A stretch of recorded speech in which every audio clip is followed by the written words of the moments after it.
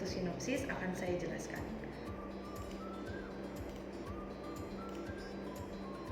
Oke, sinopsis. Nah, sinopsis itu berasal dari kata sinopsial yang artinya ringkasan. Berdasarkan kata tersebut, sinopsis diartikan sebagai ringkasan suatu materi tulisan yang panjang, baik fiksi maupun non-fiksi. Dan sinopsis itu sendiri ditulis dalam bentuk narasi. Nah, ringkasan atau garis besar naskah yang menggambarkan isi dari cerita.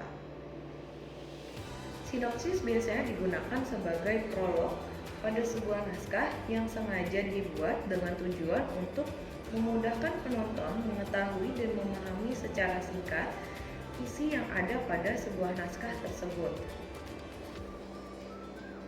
Nah, di sini akan saya jelaskan beberapa cara untuk membuat sinopsis, beberapa langkah untuk membuat sinopsis. Yang pertama, yaitu mulai dengan premis. Ya, premis adalah penyertaan cerita dan masalah yang menggerakkan cerita mulai dengan menjelaskan cerita dengan satu kata. Dalam premis ini ditentukan yang pertama karakter, terus aksi atau tindakan, dan situasi. Contohnya, seekor ikan badut menantang mara bahaya di samudera lepas untuk mencari anak sematawayangnya yang diculik oleh seorang penyelam tak dikenali. Jadi di sini, di contoh ini, untuk karakternya, namanya itu belum disebutkan. Siapakah ikan badut ini? Nah, di sini belum disebutkan namanya. Nah, terus lalu menantang mara bahaya di samudera lepas. Nah, inilah yang dimaksud dengan aksi atau tindakan. Ya, situasinya yaitu mencari anak sematawayangnya. Gitu. Jadi seekor ikan badut ini belum disebutkan siapa namanya. Lalu di menantang bahaya di samudera lepas ini adalah aksinya, dan mencari anak sematawayangnya adalah situasinya. Lalu yang kedua yaitu jabarkan premis. Nah, jadi di jabarkan premis ini ada beberapa babak ya, ada babak 1, 2, dan 3. Babak pertama itu situasi awal atau karakter, yang kedua pokok persoalan, dan yang ketiga penyelesaiannya. Nah, di sini akan langsung saya berikan contoh. Di babak pertama yaitu tentang situasi awal, ya, situasi awal karakter.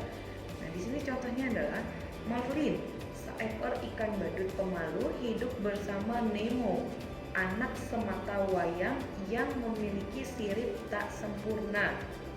Nah, ini sudah terjelas, di contohnya ini sudah jelas ya, di situasi awal. Nah, situasi awal ini kenapa? Gitu. Lalu di babak kedua itu pokok persoalannya. Pokok persoalannya, suatu ketika sang anak tertangkap jaring nelayan dan dibawa ke Sydney, Australia. Pokok persoalannya adalah si Nemo ini tertangkap jaring nelayan dan dibawa ke Sydney. Lalu yang terakhir di babak ketiga penyelesaiannya. Nah, penyelesaiannya apa? Penyelesaiannya saya berikan contoh. Marlin pun harus menempuh perjalanan penuh mara bahaya untuk menemukan kembali anaknya. Gitu. Jadi penyelesaiannya adalah si Marlin ini harus menempuh perjalanan jauh untuk menemukan anaknya. Gitu.